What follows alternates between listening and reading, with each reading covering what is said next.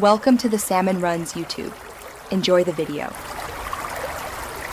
In this video, I will explain how to straight pipe a Chrysler 300 V6. First, always prioritize safety by wearing appropriate gear and securing your vehicle on sturdy jack stands. Be aware that modifying your exhaust system may impact your vehicle's warranty and could violate local noise and emissions laws. Research these regulations thoroughly to avoid potential fines or issues. To begin, you'll need a few essential tools.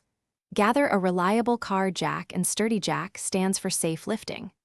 A comprehensive wrench set will be crucial for removing existing components.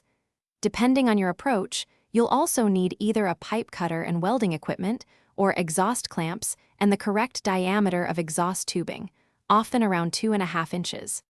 Once your vehicle is safely elevated, locate the muffler section of your exhaust system.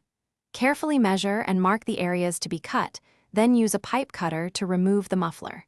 Next, position your new straight pipe in place. Secure it using heavy-duty exhaust clamps for a bolt-on solution, or weld it directly for a more permanent installation, ensuring a tight seal. After straight piping, your Chrysler 300 V6 will have a much louder and more aggressive exhaust sound. While some drivers enjoy this, be prepared for increased cabin noise, especially at highway speeds, which can lead to drone. Performance impacts are generally minimal, with some reporting slight horsepower gains or losses. Always recheck all connections for leaks before driving. Thanks for watching. Consider subscribing if we helped you.